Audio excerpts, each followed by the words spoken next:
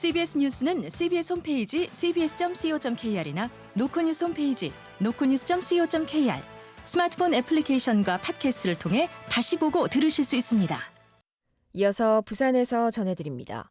부산시가 청년이 살기 좋은 도시를 만들기 위해 일자리부터 주거에 이르는 청년 지원 정책을 추진합니다.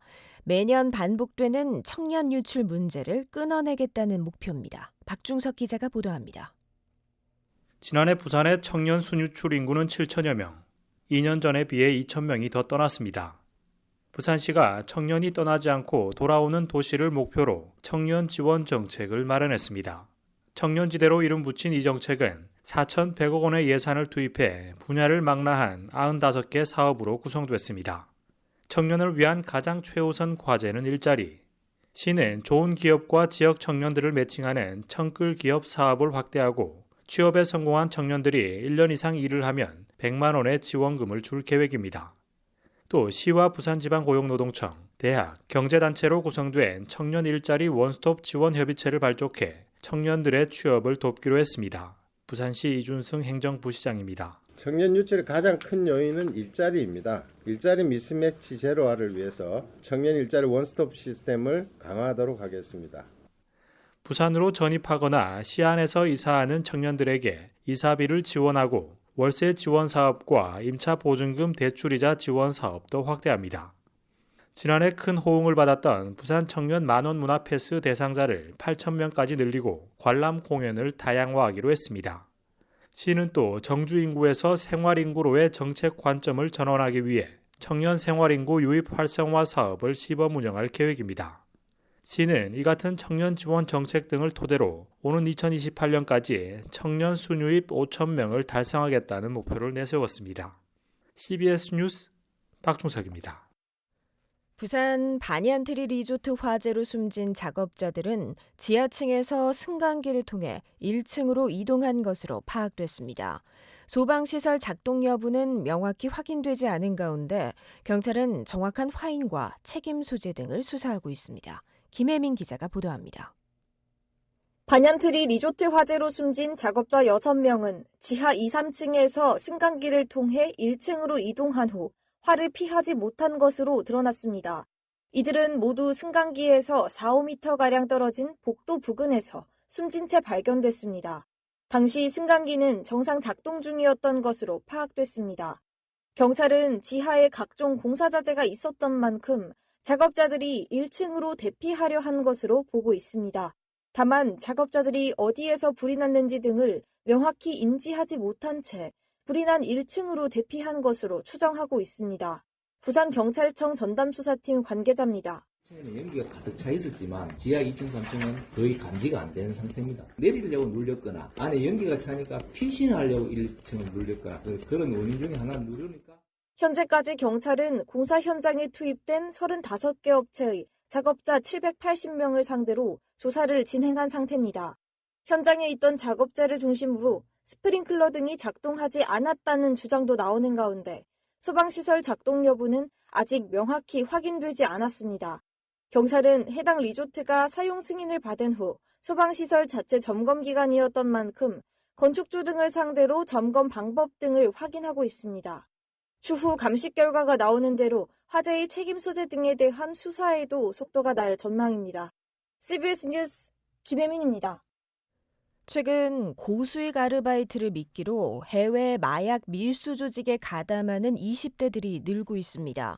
부산세관은 텔레그램을 이용해 마약을 밀반입하고 유통한 20대들을 검거하고 11만 8천 명이 동시에 투약할 수 있는 양의 합성 대마를 압수했습니다. 강민정 기자가 보도합니다. 국제우편을 통해 들어온 작은 갈색병. 겉보기엔 평범한 액체처럼 보였지만 검사 결과 정체는 고농축 액상 대마였습니다. 이 같은 마약을 밀반입한 건 26살 A 여성과 동갑내기 B씨로 이들은 지난해 합성 대마와 액상 대마를 해외에서 들여와 국내에 유통한 혐의를 받고 있습니다. 이들이 운반한 마약은 총 7.1kg, 11만 8천 명이 동시에 투약할 수 있는 양입니다. 이들 20대는 SNS에서 고수익 아르바이트 광고를 보고 마약 조직에 가담했습니다. 이후 텔레그램을 통해 지시를 받으며 국제 우편으로 마약을 밀반입하고 던지기 방식으로 유통했습니다. 부산세관 오성준 팀장입니다. 고수익 알바 이렇게 검색하면은 그게 뜬다더라고요. 그러면 이제 텔레그램 그 계정이나 이런 거 노출시켜 놓고 글로 텔레그램 통해서 대화 신청하고 그렇게 이제 시작이 된다고 하더라고요. 거래 대금은 추적이 어려운 무등록 가상화폐 환전상을 통해 지급됐고 조직원들은 총책과 한 번도 대면하지 않은 채 거래를 이어갔습니다. 특히 이번에 압수된 합성 대마는 천연 대마보다 최대 85배나 강한 환각 효과를 유발하는 것으로 알려졌습니다. A씨와 B씨는 마약류 관리법 위반 등의 혐의로 구속 수감된 한편 부산세관은 젊은 층을 이용한 마약 밀수의 배후 조직을 끝까지 추적하고 있습니다. CBS 뉴스 강민정입니다. 부산진경찰서는 만취해 주점 직원을 강제 추행한 혐의로 30대 남성 A씨를 구속했습니다. A씨는 지난 21일 새벽 1시쯤 술에 취해 직원의 팔꿈치 등 신체 부위를 추행한 혐의를 받습니다. 경찰은 A씨를 상대로 정확한 범행 경위를 조사한 뒤 사건을 검찰에 송치할 예정입니다. 부산시는 공공임대주택에 거주하는 청년과 신혼부부를 대상으로 임대료를 지원하는 평생 함께 청년 모두가 사업을 시행한다고 밝혔습니다. 지원 대상은 지역 내 공공임대주택에 사는 1인 미혼 청년 세대와 혼인 7년 이내 신혼부부입니다. 대상에 선정되면 최대 7년간 월 임대료가 지원되는데 신혼부부의 경우 입주 중 자녀를 출산하면 거주 기간이 연장됩니다. 시는 올해 1000세대를 지원한 뒤 오는 2030년까지 10,000세대로 지원 규모를 넓힌다는 계획입니다.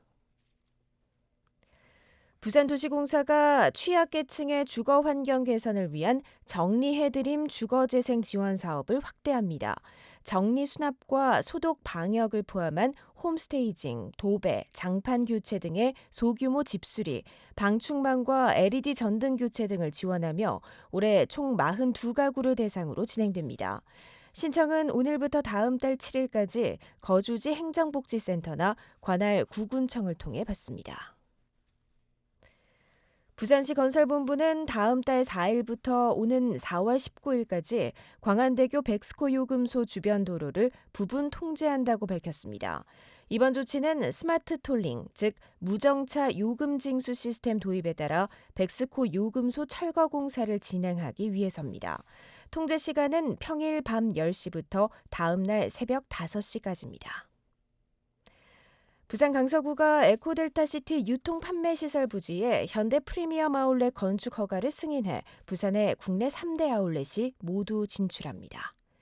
부산은 내일 구름 조금 낀 가운데 아침 최저기온이 영하 1도, 낮 최고기온이 10도로 오늘보다 소폭 기온이 올라가겠습니다.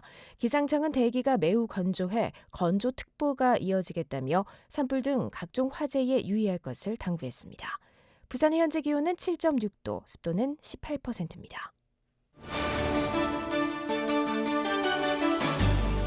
CBS 저녁 종합 뉴스를 마칩니다. 지금까지 진행해 기술 김상길, 기자 강민정, 아나운서 김장현이었습니다.